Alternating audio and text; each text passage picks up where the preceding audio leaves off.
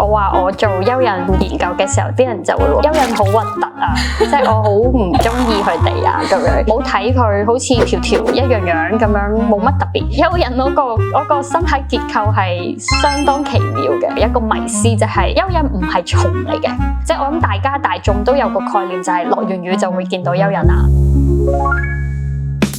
其實真係有少少想縮沙嘅，我有同我嘅 supervisor 講話，不如唔好做 literature 又冇啦，又冇人研究過啦，即係讀生態就有好多 field trip 啊，即係中意周圍走，唔中意坐定定咁，所以就揀咗讀醫科咯。我自己都會有個印象啊，因為應該係有用嘅，但係 exactly 佢有幾多用咧？其實你唔使理佢嘅，佢慢慢喺個泥度食完就屙，食完就屙，佢就做咗嘢啦。大家好，歡迎咧嚟到新一集嘅 Biodiversity Explorers 啦。唔知咧大家落完雨之後咧有冇留意地下上面咧可能會出現咗一啲一條條好長啦粉粉地色嘅生物喎。咁咧就好開心啦！我哋今日就邀請到一位生態學家啦 Michelle Law 啦，同我哋分享多啲關於佢喺研究蚯蚓嘅過程中咧嘅一啲小知識。咁歡迎 Michelle 啦，係啊。可能有啲人都唔係好認識你嘅，咁你會唔會可以簡單介紹下自己？咁我係 Michelle 啦，咁我依家係喺香港中文大學生命科學學院做緊講師嘅，係啦。咁其實我之前啦都係喺中文大學嘅地理及資源管理系嗰度咧，其實就做一個蚯蚓嘅 PhD 嘅 study， 係啦。咁其實主要咧就係想睇究竟首先第一就係香港我哋有嘅蚯蚓群落係點樣分佈啦，咁然後第二咧其實都想了解到喺即係蚯蚓喺呢個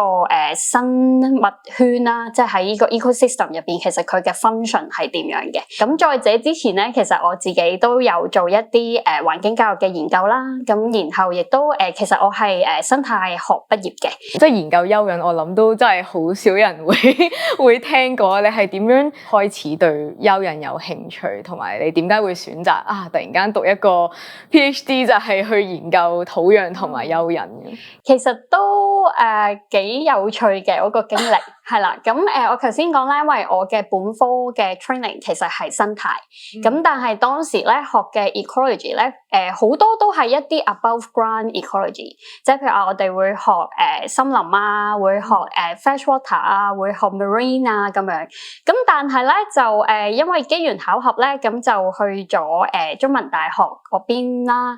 即係地理資源管理系啦，其實佢哋咧都有好多老師咧係做土壤學嘅，係啦，咁就突然之間咧個眼界咧就覺得即係學咗咁多 above ground 嘅嘢，但係原來我哋一路都 miss 咗 below ground 嗰塊 puzzle，咁所以去到有一個咁嘅機會嘅時候咧，就開始諗啦，其實可唔可以即係做一啲係below ground 嘅 ecology 嘅 study 咧？咁然後咧又再諗啦，咁喺泥土入邊有啲咩生物係值得去研究，或者我會覺得自己 handle 到咧，係啦，咁我對啲好 micro 嘅嘢咧就冇乜興趣，係啦，咁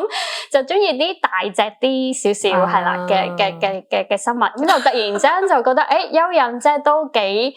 溫順啦，係啦，又唔會咬啦，咁不如都試下啦，係啦，咁就開始咗一個 topic， 其實都幾大膽嘅。嗰陣時你開始嘅時候係有冇人喺香港做緊蚯蚓嘅研究㗎？其實係冇嘅，係啦，咁所以一開始嘅時候都幾多困難嘅，係啦，就係當我 propose 咗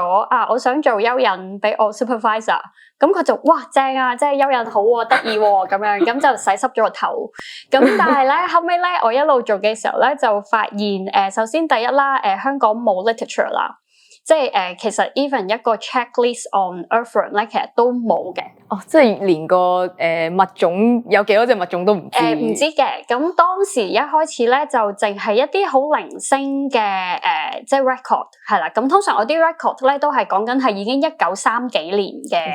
嘅taxonomy 嘅 record。咁然後就係即係當時有一個蚯蚓嘅分類學家，其實佢係去內地嗰度採樣嘅。咁佢只不過係咧可能途中有人俾咗一兩條香港嘅蚯蚓佢，咁佢就順便睇埋。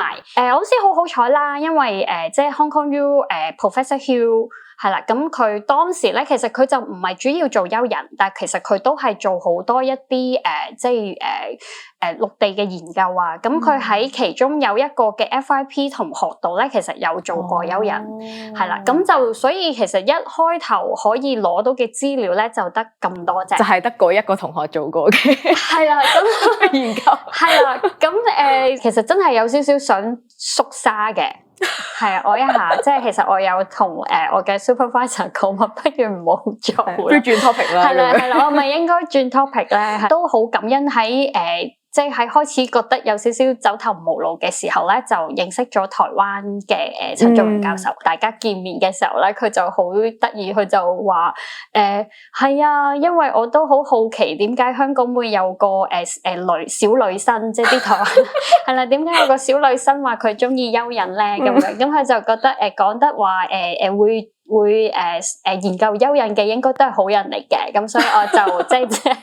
係我就agree 係啦，即係大家一齊即係睇下啦，咁樣即係幫你睇下啦。咁又係喎，即係無端端有個女仔即係走嚟睇啲蚯蚓，咁佢哋就會覺得啊係咯，即係你特別啦，即係譬如可能大家解剖咗條蚯蚓。然後就好讚嘆，哇，好可愛啊，好得意啊！咁佢哋就係啊，你係即係自己有啦咁樣，咁所以就會幫你一齊即係一齊去做啦咁所以慢慢地咧就將嗰啲同嘅碎片係啦，就開始掹走咁樣，都起碼捱到畢到業咁樣係咯。但我聽你咁樣講都真係幾難咯，因為香港冇資源啊嘛，你就要好似喺亞洲呢個各地區喺度抄啲唔同嘅人物。自己去揾啊，同埋你講嗰種，即係可能以前喺生態學，你係做一啲 above ground 嘅嘢，咁其實一個 underground 嘅世界對你嚟講係一個未知，好似重新再學習過咁樣嘅過程，有少少係。係啊，但係我覺得呢個經歷係幾開心嘅，係啦，因為喺中大啦，咁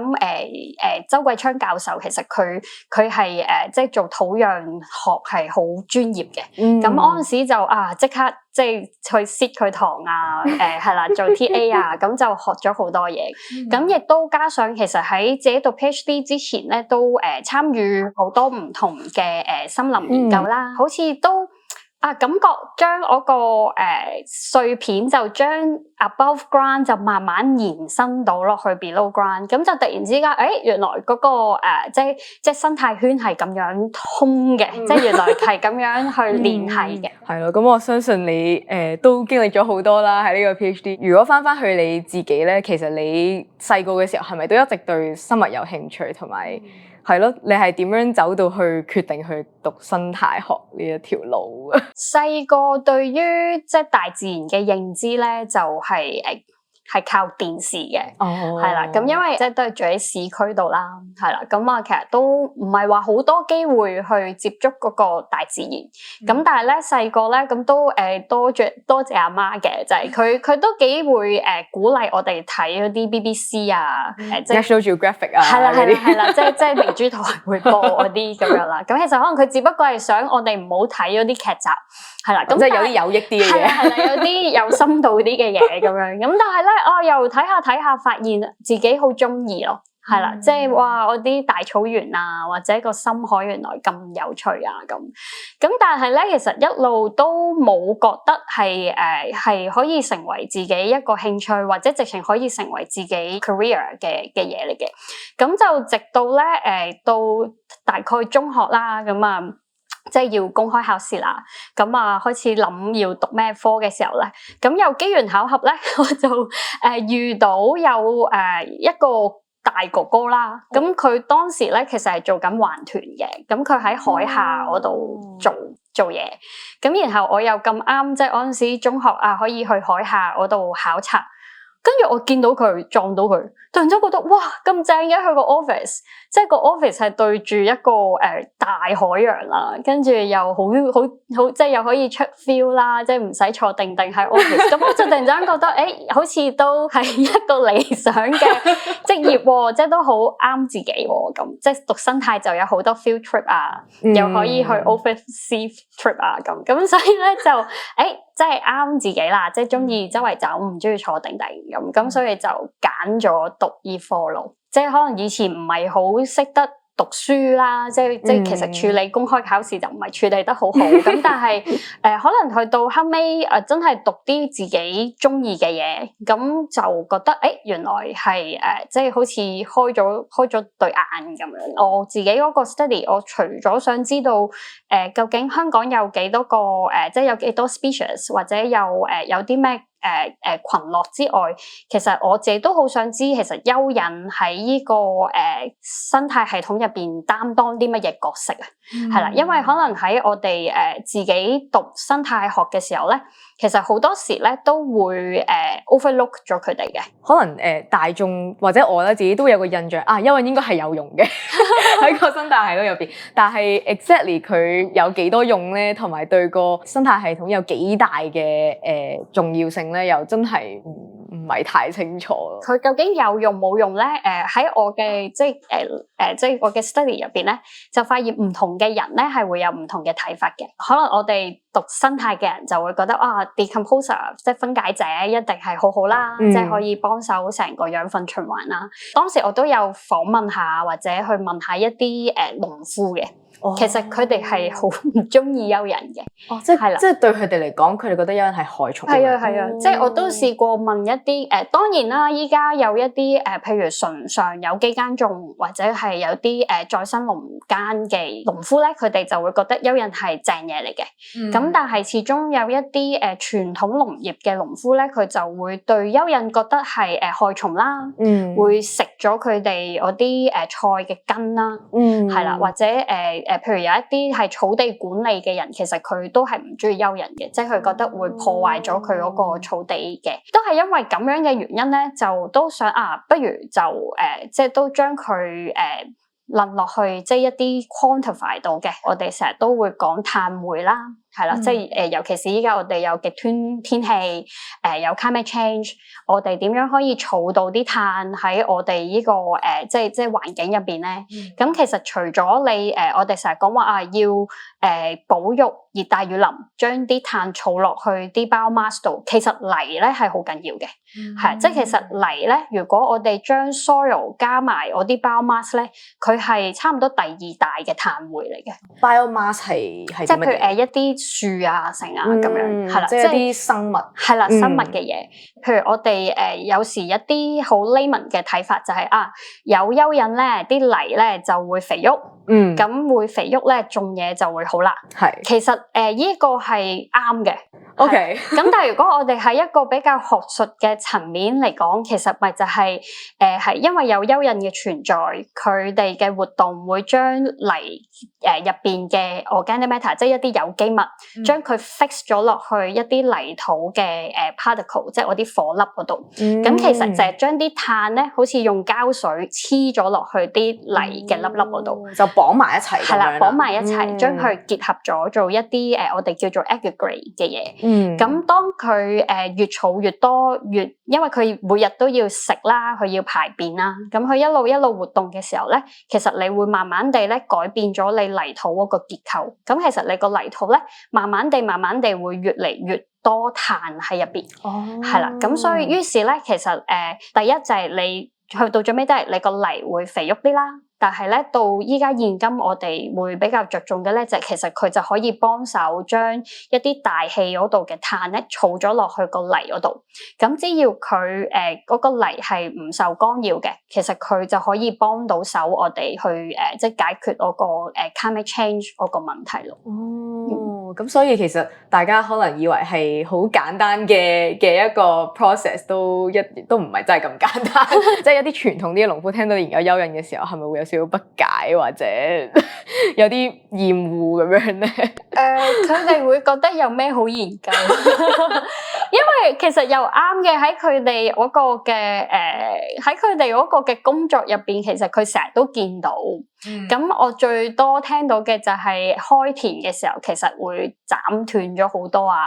死好多噶啦咁樣，係佢哋係喺嗰度噶啦咁可能喺蚯蚓咧，即係比起大眾嘅感覺咧，就係好偏滿啦，唔靚啦，都的確係嘅。係啦，即係我試過有時啲人就會話佢好蚯蚓好核突啊，即係我好唔中意佢哋啊咁樣。但係又調翻轉咁講，或者有時我哋去欣賞個大自然嘅時候，係咪真係淨係啲即係色彩繽紛啊？一定係好靚啊，好大隻啊，係啦，即係先可以即係有佢值得你欣賞嘅地方咧，其實唔係咯。我係由我嘅PhD 開始先去認識蚯蚓呢個生物，但係當我慢慢一路做嘅時候咧，我發覺佢哋係真係好得意嘅，其實係即係譬如我嗰陣時，我最多聽到就係尤其是啲農夫啦，會覺得蚯蚓好粗生嘅，好易揾到佢哋嘅，係即係周街都係，周街都係嘅，唔值得你去睇嘅。咁但係咧，到我真係自己去做呢個研究嘅時候咧，蚯蚓係好難養嘅，係啦。其中有一個即係 study 嘅一個難關，就係因為我要養佢哋。去睇究竟佢喺嗰個泥土入邊嗰個嘅功能係點樣？我試過真係每一日返到實驗室，啲蚯蚓就爬晒出嚟，咁就係啦，就攤咗喺地下咁樣。其實唔容易咯，即係你唔好睇佢好似條條一樣樣咁樣，冇乜特別。其實佢哋對於嗰個環境嘅敏感度係好高嘅。係啦，佢哋對於泥土嘅濕潤度啦。係啦，你夠唔夠有機物啦？係啦，或者 even 溫度啦，太熱唔得啦，太凍又唔得啦。咁其實佢哋係有要求嘅一種物種嚟嘅，係啦。咁但係佢哋有要求得嚟咧，佢又真係好默默咁樣 stay 喺個泥度，默默咁樣，即係好似做佢自己做嘅嘢。佢又唔係要好 draw 你 attention 嘅。譬如我頭先所講話，其實佢即係喺呢個生態圈嘅功能，佢幫手去儲碳，其實你唔使理佢嘅，係啊，即係唔需要植樹，你咩都唔使。其實佢慢慢喺個泥度食完就屙，食完就屙，佢就做咗嘢啦。係啊，咁所以我會覺得佢哋係一啲好subtle 嘅物種，但係其實佢哋係好重要咯。我覺得仲有好多可以去study 嘅地方。咁但係我覺得至少俾我知道啊，原來即係有一啲 understudy 嘅物種。係啦，冇乜人去理佢哋嘅，係大家覺得佢唔重要嘅，咁但係原來佢哋喺生態學上面其實係好緊要。通常我哋啲生態人就會有個俗稱叫出 field 啦，咁野外考察啦啫。咁我相信你做研究嘅過程都需要去做一啲出 field 啊，去研究嘅過程啦。但係出 field 又係點樣揾蚯蚓嘅咧？因為以我所知，蚯蚓係住喺個泥土下邊啦，咁你係咪要掘啲蚯蚓出嚟啊？定係即係成個過程係點樣樣嘅？你講得好啱，因為咧蚯蚓佢其實匿得好埋嘅，係啦，即係其實都唔似得可能睇植物就好方便啦，即係成棵咁樣棟篤企喺度，但係我哋都可以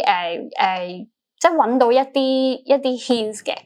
譬如我頭先講話蚯蚓咧，佢排便嘅時候咧，其實有一啲嘅 species 咧，佢係會整咗一啲糞塔出嚟嘅，係啦，因為其實蚯蚓一路其實佢係食泥土啦，係啦，咁佢一路食泥土嘅時候咧，其實佢會即係吸收咗入邊泥土嘅一啲有機物，就幫佢自己生存啦。咁然後唔要嘅物質咧，其實佢會排翻晒出嚟嘅，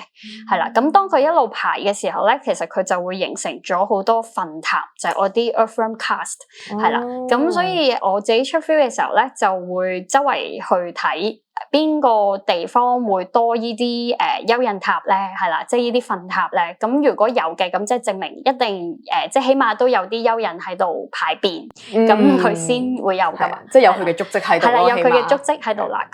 咁另外第二就都會睇佢究竟係咩 land use 咯，因為佢始終都會喺泥入邊活動，咁所以其實佢未必會好喜歡一啲好密嘅根阻住佢哋嘅，係啦，咁所以其實好多時咧，佢哋會比較中意一啲譬如草地啊，或者一啲即係樹林嘅泥土啊，其實佢哋都喜歡嘅。好多唔同嘅昆蟲啊，或者唔同嘅動物都會有糞便咁樣，咁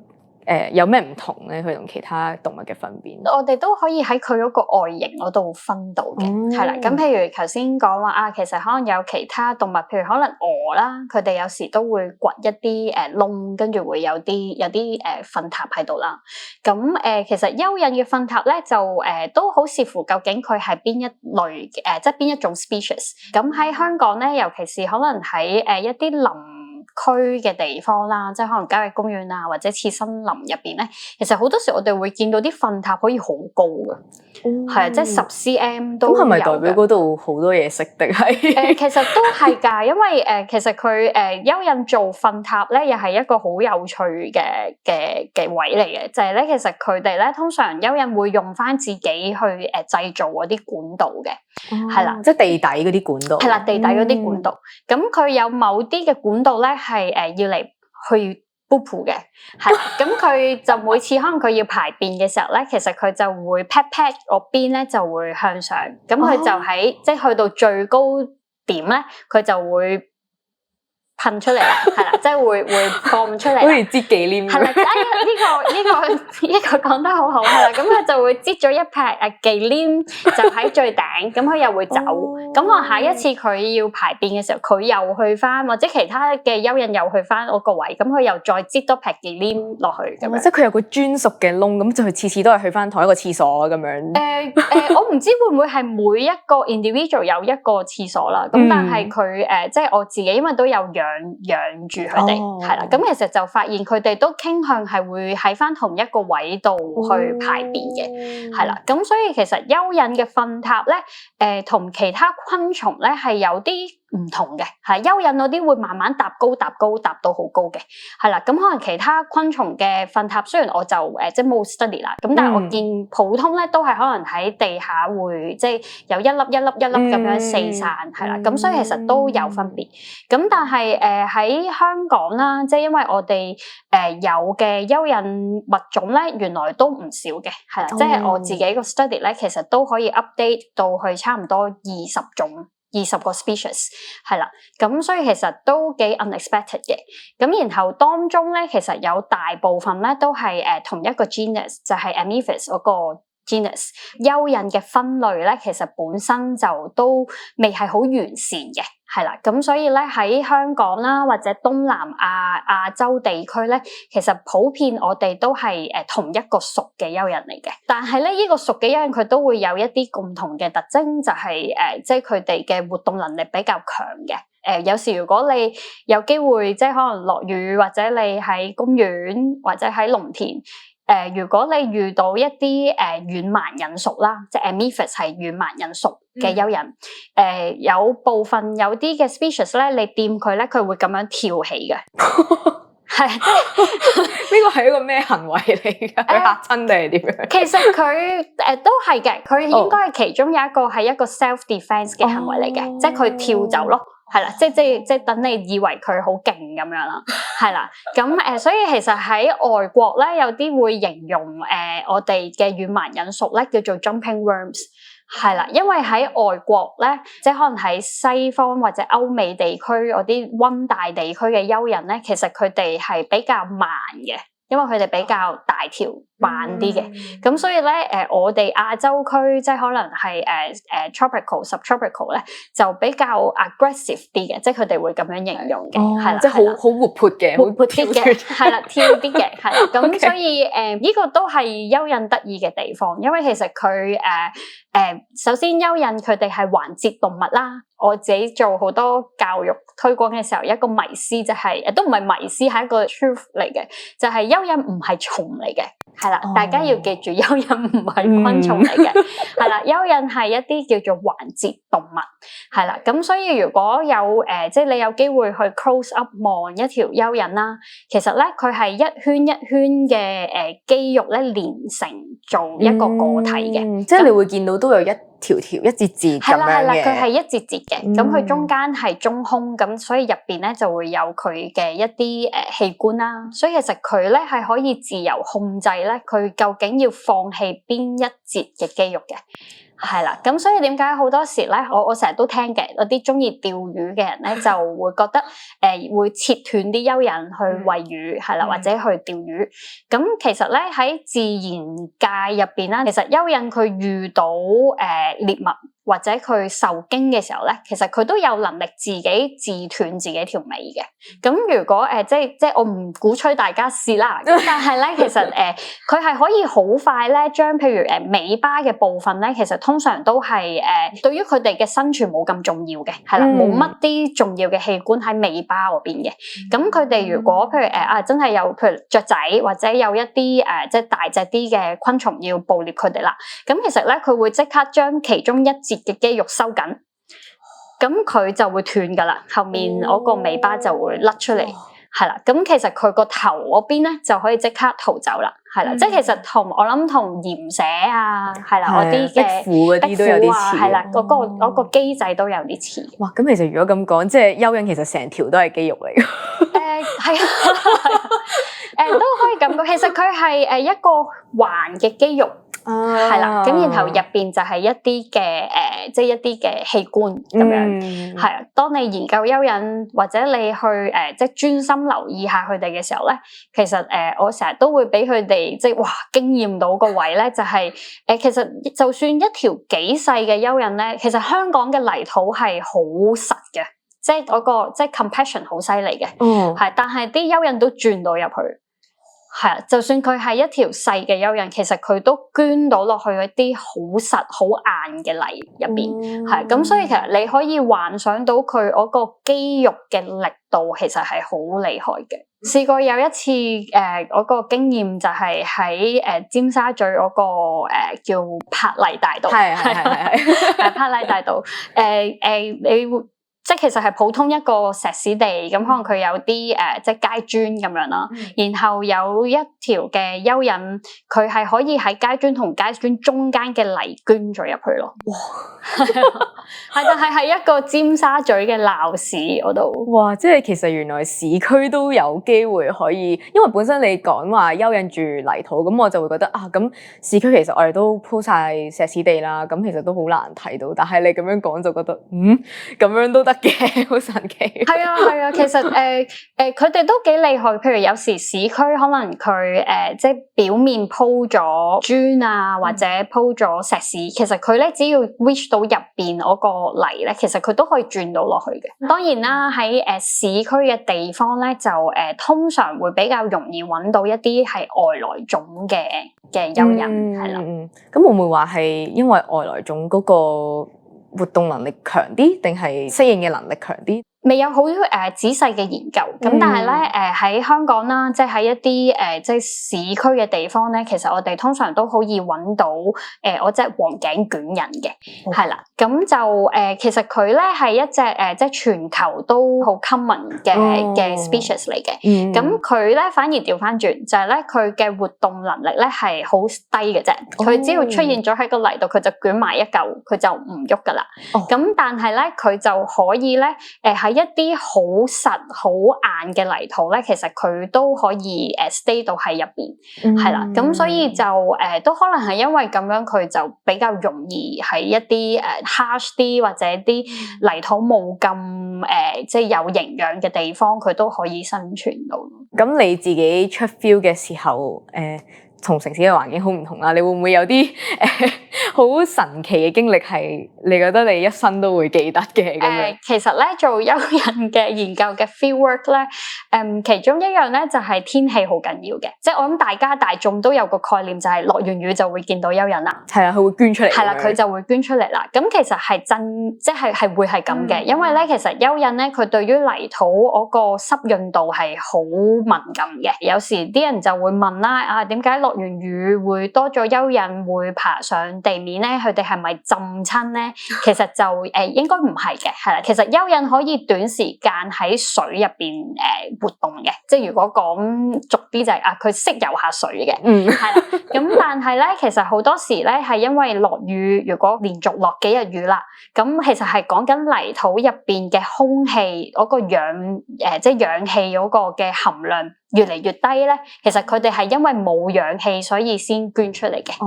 係啦，即係如果佢即係你落下雨又停下，落下雨又停下，其實你啲泥濕咗咧，佢哋都可以嘅。咁所以咧，其實好多時我要揀一啲係落雨或者挨近落雨嘅情況去出 field 咯。係啦，都好反智，因為通常出 field 都係揀天氣好嘅時候。你就想揀天氣好啦，天朗氣清啦。咁但係咧，越天朗氣清嘅日子咧，就食白果嘅機會係越高嘅。係啦，咁反而真係即係濕濕地啊，或者淋打風咧，係最易會即係揾到佢哋。有時直情都唔使掘泥，你喺路邊佢哋已經喺度。咁其實係最開心嘅，係啦。咁但係就係出 field 有一個好難忘嘅經歷就因為喺我嘅即係 PhD 即係我博士嗰個研究入邊啦。咁其實我係想研究喺唔同嘅香港唔同嘅生境，其實我哋蚯蚓嗰個群落個分佈有冇不同咧？咁譬如我有即係揀到一啲嘅 land use 嘅，係啦。咁譬如就係有次生林啦，有天然嘅草地啦，跟住有機嘅農地啦，同埋有一啲係市區嘅草地，即係一啲市區公園嘅地方。喺其中咧，嗰個嘅天然草地啦，咁如果即係有一啲地理嘅概念，就係通常天然草地都係喺山頂嘅。係啦，即係可能大帽山山頂啊、飛鵝山山頂啊咁樣啦。咁然後加上我講話即係要揾蚯蚓最好嘅天氣咧，就係要落雨啦，或者淋打風啦。咁就真係試過有一次係真係驚嘅，就係去到飛鵝山山頂做下嘢，突然之間行雷閃電，哇咁樣，係啦，好高喎飛鵝山，係啦，好高，咁就係啦，就好驚咯，係啦，咁但係都有啲得意嘅時候嘅，就係都試過係我哋做下 field work，咁你知啲山頂有牛噶嘛，突然之間啲牛走嚟咬走咗我個 project 啦，係啊，或者佢哋以為我啲一代嘅蚯蚓係嘢食，又想擔走佢啊，咁又係啊，或者同馬騮咯，即係馬騮佢想搶我個 specimen 咁樣，咁我又要同佢爭啊，咁都有呢啲得意嘢嘅。咁你喺研究嘅過程中，你有冇發現到一啲關於蚯蚓嘅一啲特徵啊，或者結構係令到你覺得哇好新奇，即係完全唔知道原來生物係可以有咁樣嘅結構？一開頭咧就係因為蚯蚓係雌雄同體嘅。哦，呢個係即係佢男同女都係嘅意思。係啦，OK。即係喺蚯蚓佢嘅身體上面，其實佢有男性嘅器官，亦都有女性嘅器官。咁但係咧，佢係唔可以自我繁殖就唔得嘅，佢一定係要有另外一條蚯蚓去一齊繁殖嘅。係啦，咁但係咧就係因為條蚯蚓都係雌雄同體噶嘛，咁所以其實佢繁殖嘅時候係同時間你好似交換咁樣咯，係啦，咁佢哋嗰個繁殖嗰個嘅機制其實係好有趣嘅。佢首先要揾到對方啦，跟住喺蚯蚓嘅身體上面其實都有啲好細嘅剛毛嘅，係好幼細嘅一啲毛毛，係要用顯微鏡先睇到嘅。喺一個大自然入邊咧，其實咧你一定係會想將自己嘅精子放咗出去先嘅，係啦，因為你要將自己嘅基因傳落去，係啦。咁但係當兩隻雌雄同體嘅生物同一時間遇到對方，咁邊個可以俾到精子先咧？做咗呢樣嘢先咧？原來啲蚯蚓係會爭嘅。係啊，即係佢係會即係有少少我先咁樣，係啦，我先咁樣，咁佢哋就會爭，咁所以咧佢有一個研究好有趣，就係佢去用一啲再放大嘅顯微鏡去睇一啲交配完嘅蚯蚓，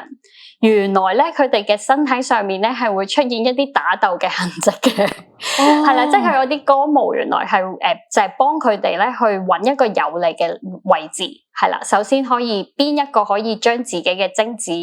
交俾對方先，咁然後第二就係可能當你解剖咗一條蚯蚓咧，你會發現咧佢哋個外觀咧係冇特別，但係原來咧佢哋啲秘密咧收埋晒喺入邊嘅，係啦，咁可以分享一下咧，就係其中有一個我喺我嘅 study 入邊嘅一個難關咧，就係要分類啊。係即係我要辨認翻究竟啲蚯蚓係邊個物種咁樣。一開始嘅時候咧，因為蚯蚓咧佢嘅外觀咧係好似嘅，粉紅色一條咁樣。可能係灰灰地、黑黑地，咁亦都有啲係可以係冇顏色嘅，可以係白色嘅，係啦。咁當時自己咧亦都低估咗香港我哋可以有蚯蚓嘅數量啊！我都有少少係覺得，唉，蚯蚓即係喺香港一個咁石屎森林有會幾多啊？係咯，即係可能成個廣州好似都係30零種，係啦。咁香港我諗即係可能一半啦。咁但係點知後尾咧，我就發現咧，原來我自己 overlook 咗好多嘅 individual， 佢哋係一樣樣嘅喺外觀上面，我望埋去係一樣樣。咁但係咧，原來當去到做解剖、去到做 DNA 分類嘅時候咧，原來佢哋係不同嘅 species 嚟嘅。哇，係啦，咁所以亦都令到我自己個 study 咧係中間咧係要重新再去做多一次即係採樣，係因為一開頭我就以為佢哋係一樣，幾震撼我噶，係啊，即係原來真係 overlook 咗咯，即係你以為外觀一樣，但係原來即係一劏開嘅時候，原來佢有一啲嘅器官係個形狀係唔一樣嘅咁樣。頭先講佢係環節動物啦，咁所以咧如果喺外觀上面嘅辨認咧，我哋只可以去睇究竟佢某一啲嘅器官出現喺第幾節嘅肌肉上面，係啦。咁同埋好多時候咧，如果我哋要靠外觀咧，就需要咧係嗰個蚯蚓咧係進入咗繁殖期先可以見到，係啦，因為蚯蚓有一個即係器官叫做環帶啊，係啦，當佢哋ready 可以做佢嗰個嘅卵繭嘅時候咧，其實佢就會有嗰個環帶，好似隻戒指咁樣套住佢哋個身嘅。哦，即係佢哋準備交配嘅時候先會出現呢一個環帶。係啦，即係佢成熟咗啦，係啦，咁佢就會有嗰個環帶啦。咁我哋博物館咧都有啲蚯蚓嘅標本啦，咁。係咯，你可唔可以講解一下其實一個蚯蚓嘅身體結構係點樣睇嘅？其實咁咧，依一個環帶咧就係依一個粉紅色依一個圈圈啊。咁咧其實蚯蚓都係卵生嘅，係啦，即係佢都係有啲我哋叫做蚯蚓蛋咁樣啦，係啦。咁咧其實咧，當佢喺依一個環帶上面咧，其實就正佢係我個雌性嘅部位就係可以接收人哋嘅精子啦，咁所以咧，當佢要交配咧，咁人哋嘅精子咧就會射入咗呢個位置，咁咧佢就會將呢一個我哋環帶嘅地方咧，其實佢就會 fertilize 咗啦，即係佢就會受精咗啦，係啦，咁咧然後都好得意嘅，當呢一個環帶咧，其實佢會慢慢咧再更加成熟嘅。咁咧，佢去到臨生嘅時候咧，就係一個環帶咧，就會越嚟越腫脹嘅，係啦，佢脹到咧就會一路咧慢慢向呢個係蚯蚓嘅頭部啦，咁佢就會慢慢向上騰，然之後就會喺個頭度就會甩咗嗰個環帶，其實嗰個環帶後尾就會變咗嗰個蚯蚓蛋咯。哦，即係佢會甩咗個帶出嚟嘅，最尾佢會圈咗，即係好似一個戒指褪咗隻戒指出嚟咁樣嘅。哇！係啊，所以其實佢蚯蚓嗰個身體結構係相當奇妙嘅，係啊，即係我自己真心咁樣覺得。見到蚯蚓有個環帶嘅時候，真係唔簡單，你就知道，佢交配緊或者交配完或者準備產卵咁滯㗎啦，已經。係啊，好特別，好特別。咁所以如果要喺外觀上面分辨到，我就可以睇到我個環帶係出現喺第幾節嘅肌肉上面咧，其實我哋就可以即係分到佢係邊一個屬嘅蚯蚓啊，係啦，或者邊一個科嘅蚯蚓啊。咁但係如果佢未去到嗰個 stage，即係可能佢係即係得一啲幼體嘅話咧，其實就好難喺外觀上面辨認到咯。哇！咁所以真係做圖鑑都應該冇乜幫助，真係冇乜用。有少少用咯。以香港我哋依家本身嗰個嘅study 都比較少，同埋我哋物種嗰個分類未係好全面嘅時候咧，咁其實就有啲難度咯。係咁，但係當然啦，即係起碼如果可以俾到大眾知道，其實香港有啲好得意嘅蚯蚓嘅，有一種蚯蚓叫莫氏巨人，佢佢其實咧同普通我哋認知嘅蚯蚓個外觀有少少唔同，佢咧其實係成條都係白色嘅。咁其實點解咧？就應該咧，其實佢咧係一啲真係轉到去深地底嘅蚯蚓種嚟嘅，即係喺嗰個生態圈嘅 function 嚟講，其實我哋仲可以咧將佢哋區分做唔同嘅 group 嘅，即係我哋叫做 functional group 咁嘅功能性啦。咁有啲蚯蚓就佢中意喺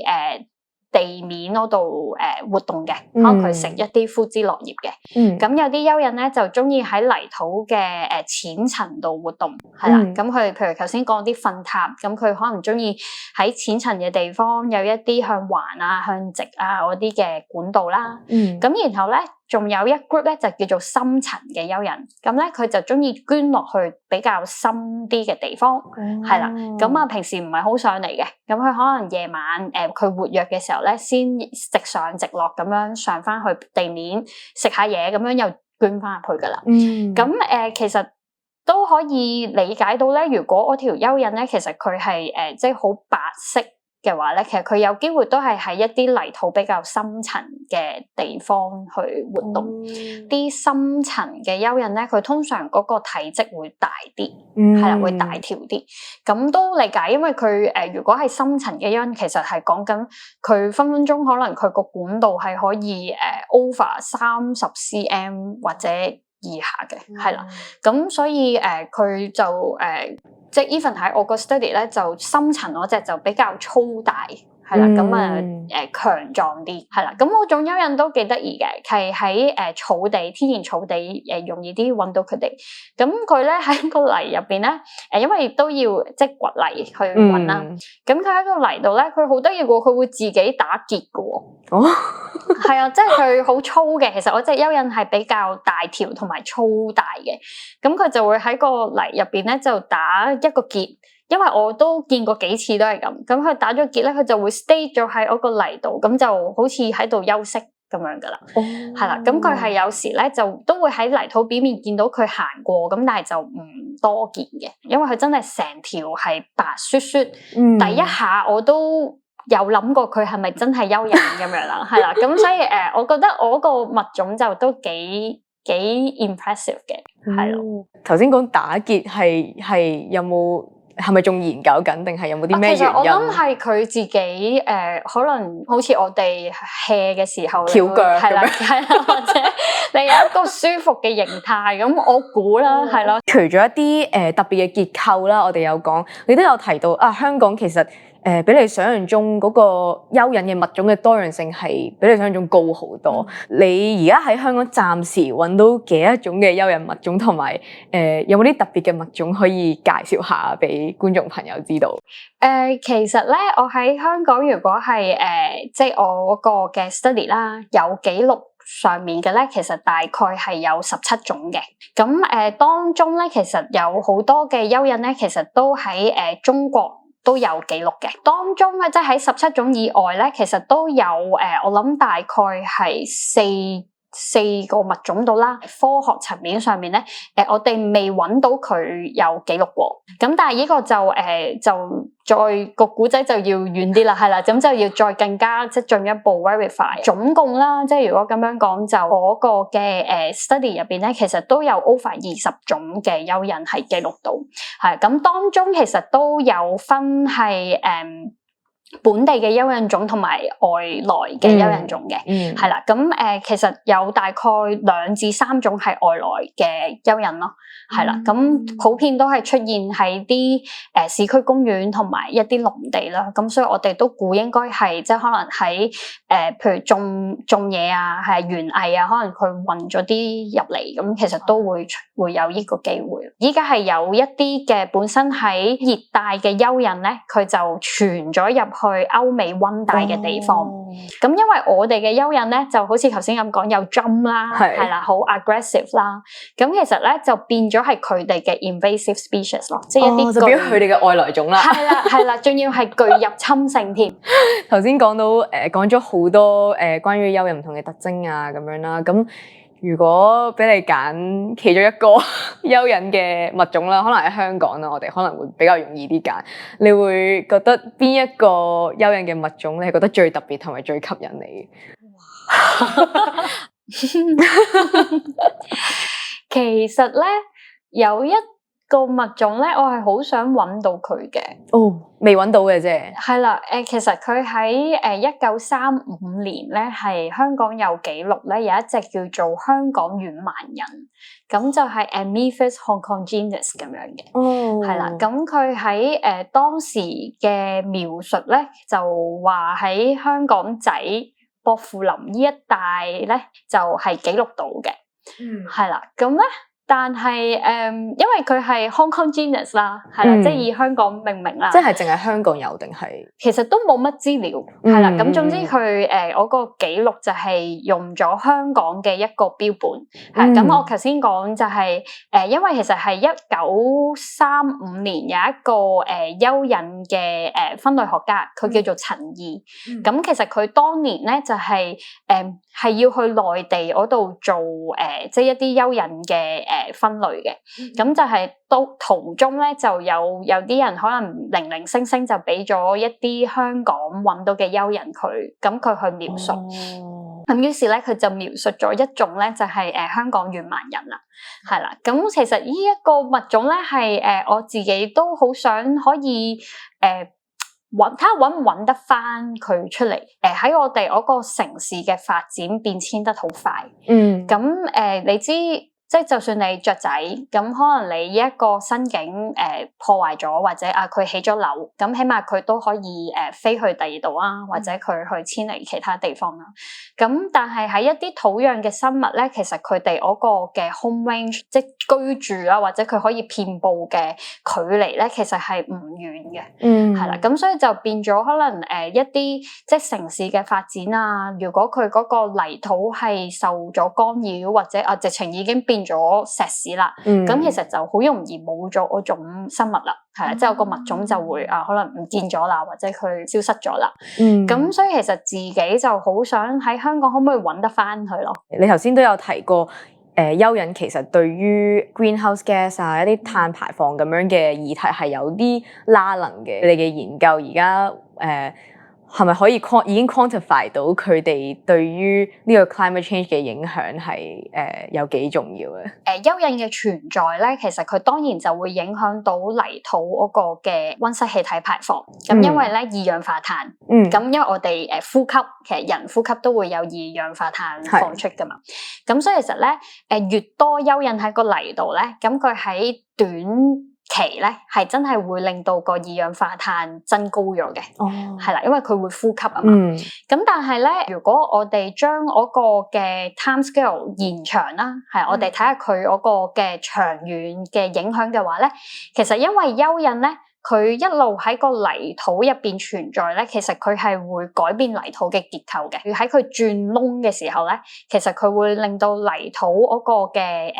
氧氣循環咧係加快咗嘅。即係幻想如果你有一嚿cheese cake 咁樣先算啦，咁然後嚿 cheese cake 有好多入邊有好多窿啦，咁其實當你食落去嘅時候咧，你都會覺得好似即係軟綿綿多啲咁樣。其實泥土都一樣嘅，係，但係蚯蚓就係嗰個媒體就係幫手去整呢啲窿啦。當佢會容易啲有氣體交換嘅時候咧，其實變相咧喺大氣嘅一啲溫室氣體咧，佢又會容易啲落翻落去泥土。當佢長遠，如果你可以令到個泥土係唔受干擾，可以繼續俾蚯蚓喺入邊活動，其實咧佢長遠嚟講咧就可以幫手將大氣嘅 CO2 咧 fix 咗落去個泥嘅呢一個 system 度。咁就儲咗喺個泥度。冇錯啦，咁佢就儲咗喺個泥度啦。咁當然啦，要去計佢究竟點樣可以去解決到個氣候暖化嘅呢一個問題咧，就要再好長嘅時間去研究啦。因為我會諗，即係我哋平時都市人啦，都好少會聯想到泥土啦，因為我哋平時都係一個石屎森林嗰度去居住啦。咁可能泥土都對於我哋都市人係有啲陌生，同埋忽視咗泥土原來係咁重要咯。對於我哋成個嘅氣候同埋一隻咁樣嘅蚯蚓，原來都做緊咁多，為我哋做緊咁多嘅嘢咯。我自己有一 part 嘅研究咧，就係去研究佢哋嗰個糞塔啊。你好容易見到㗎，我啲糞塔嘅泥咧同側邊嘅泥咧係好唔同嘅，側邊嘅泥咧係好鬆散嘅，但係糞塔咧就你真係覺得佢好似有啲膠水黐實咗咁樣。咁我其中有一個實驗咧就係去模擬一啲落雨嘅情況，係啦。咁因為其實落雨咧係會有能量去打散咗啲泥土嘅，結果咧就係原來咧呢啲糞塔咧當佢俾雨水衝擊嘅時候咧，其實佢係唔易散開嘅。咁所以其實變相咧，如果頭先嗰個假設就係話，其實蚯蚓佢一路排翻啲泥土出嚟嘅時候咧，其實佢會幫手將啲有機物 fix 咗喺個泥度。咁所以咧 even 咧佢有雨水啦，一啲叫做外力啦，去打落去嘅時候咧，其實呢啲嘅都唔會鬆散咯。咁即係話佢嘅碳其實都唔會流走到出嚟咯。係啦，咁就比起你冇蚯蚓冇呢啲糞塔嘅泥咧，其實你就可以儲到啲碳喺入邊啦。香港最近都多咗呢個極端天氣嘅影響啦，咁我相信譬如黑雨呢一啲情況已經同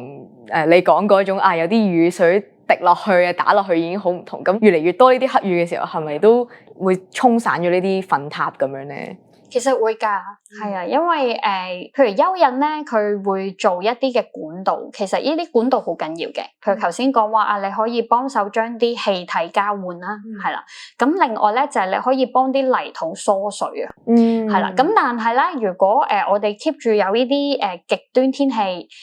，keep 住啲泥都係浸滿晒水嘅，係啦，或者好大水沖落嚟嘅，其實咧泥就點樣都會沖散咯。對於蚯蚓嘅影響，如果我哋成日都有咁大嘅雨水，其實都唔理想嘅，因為譬如我頭先講話，蚯蚓佢喺泥土度咧，其實佢好敏感，佢究竟個泥嗰個養分夠唔夠？係啦，嗰個含氧度夠唔夠？咁如果你成日啲泥咧都係浸水嘅話咧，其實佢就翻唔到去咯。咁最後都想問一條問題啦，可能好多觀眾朋友都想知道嘅，當可能落雨有隻蚯蚓出咗嚟路邊嘅時候，咁我哋應該點樣去做咧？其實我自己嘅做法咧就會將佢哋擺翻去啲泥有泥土嘅地方，係啦。咁因為咧，其實都有一啲研究咧，有研究過點解啲蚯蚓咧好多時佢個泥土濕咗或者落雨出咗嚟，點解佢唔識得自己爬翻落去個泥度咧？其實好多時咧，我哋一啲嘅石屎嘅地面咧，其實可能會影響咗佢哋嗰個感官嗰個嘅能力啊，係啦。咁因為蚯蚓咧，其實佢係冇眼睛嘅，係啦，即係其實佢係靠住佢嗰個口氣啦，即係佢個嘴嘅地方啦。咁然後同埋佢身體上面，我頭先話有啲乾毛啦，即係有啲好幼細、好幼細嘅毛啦。咁去感受嗰個環境嘅。之前就有啲有趣嘅研究就即係揾到原來佢哋咧出咗嚟嘅時候咧，佢就好容易會俾石屎地嗰個熱度或者有時有一啲嘅紫外線嘅反射，令到佢哋嗰個感官系統失咗靈。咁佢就好容易咧就揾唔翻嗰個泥啊，係就捲唔翻入去啦。我自己會做嘅一個小行為就係如果你見到佢走咗出嚟，然後佢身體又冇話已經俾人踩到或者又受傷咧，其實你只要用手指輕輕咁樣，好似夾意粉咁樣，係啦，即係拎起佢咁擺翻落去有泥土，或者譬如可能側邊有啲 planter 咁你擺翻佢落去咧，其實就 OK 噶啦。其實你咁樣講描述都即係如果代入去一個蚯蚓嘅角度咧，其實石屎都幾恐怖嘅，即係可能佢一個未接觸過嘅一個地面啦，跟住又鞋雜雜咁樣啦，又唔舒服啦，又熱啦，所以我諗佢可能都真係癱瘓咗喺度，唔知可以點。係，同埋因為蚯蚓咧，佢其實對於嗰個濕潤度好 sensitive 啦。咁所以咧，如果佢係即係好曬嘅天氣咧，其實佢好容易會乾咗嘅。係咁，我自己試過有一個好有趣嘅經歷咧，就係喺路邊見到有條乾乾地嘅蚯蚓，咁我以為佢會死㗎啦，咁我就嘗試用啲 tissue 咁濕咗啲 tissue 就包住佢，咁睇下得唔得啦？原來得㗎喎，即係佢吸翻啲水咧，佢醒翻，翻咗生，係啦，佢就翻咗生，係咁，所以我都會係咯，即係鼓勵大家，你見到蚯蚓即係真係可能佢太熱走咗出嚟嘅時候，你幫手將佢擺翻去啲陰涼啊，或者有泥土嘅地方，其實佢會自己揾路。最後啦，我哋都可能好多觀眾朋友聽完你講蚯蚓之後，都開始對佢有興趣啦，唔知會唔會？係啦，都可能進入咗一個好新、好未知嘅世界咁樣。你會俾啲咩建議一啲可能想開始去研究蚯蚓，或者唔一定係蚯蚓，可能係一啲喺泥土入邊唔係好多人知嘅一啲物種。你會俾啲咩意見佢哋點樣開始啊？咁其實我覺得第一樣嘢就係唔好怕污糟咯，即係我覺得香港人就算我自己帶好多嘅教育活動，咁有時見到可能都比較緊張嘅，係啦可能驚小朋友掂到泥會污糟啊，有病菌啊，咁但係其實只要洗翻手就其實 OK 嘅。咁第二咧，其實都可以揾下啲網站啊、書啊，咁或者 even 有一啲即係如果係同泥土相關嘅教育活動，其實都可以參加。喺外國咧，佢哋比較多一啲兒童繪本係會用泥土嘅生物去畫啦。喺外國始終佢哋會有啲後花園，係啦，咁就比較多一啲，譬如可能係即係citizen science 啊嘅活動，係啦，公民科學嘅活動咁樣俾佢哋。香港就始終我都理解係有一個即係掣肘嘅，好難有後花園先啦。係啊，喺香港你即係講真，可能你屋企附近有個靚嘅公園都好好啦。咁所以我自己會個睇法就係即係如果譬如係一般嘅市民啦，即係都學習去欣賞下佢啊，或者知道多啲其實佢生態層面上面其實佢好有用啦。咁佢同泥嘅關係其實對於我哋種嘢食都係好緊要㗎嘛。係啦，即係農田嗰個管理。咁然後第二，其實依家我哋都好多時會講話我哋點樣可以將我啲泥土再生咧？即係我哋會講話 regenerative soil。係啦，即係我哋點樣去令到嗰個泥土唔淨止係蚯蚓，咁可能係有啲微生物啦，或者有一啲昆蟲啦，係點樣可以喺泥土入邊咧可以整翻好個養分嘅循環，係啦，咁其實咧都係對我哋人嘅福祉係好好嘅，係因為我哋真係要食嘢噶嘛，係啦，即係我哋好多農作物其實都係由泥土而嚟噶嘛，係咁，所以希望可以多啲人即係了解到其實點解我哋要保護佢哋咧，或者我哋要欣賞佢哋，咁都唔係淨係話即係好離地即係要生物多樣性，或者喺生態角度。咁但係其實當我哋睇翻，原來佢哋都係幫緊我哋人類啫。好多謝今日 Michelle 帶埋我哋觀眾朋友一齊啦，去深入了解呢個蚯蚓嘅世界啦。咁如果你想聽多啲有關於其他小動物同埋佢哋背後努力研究佢哋嘅人嘅一啲故事嘅話咧，請繼續留意我哋下一集嘅 Biodiversity Explorers 啦。頭先 Michelle 都有講啦，其實大家都可以不妨試下喺日常生活中開始去探索啦。最後有興趣啦，就記得要 follow 我哋嘅 social media 啦，同埋 subscribe 我哋嘅 YouTube channel 啦。咁下次見啦，拜拜。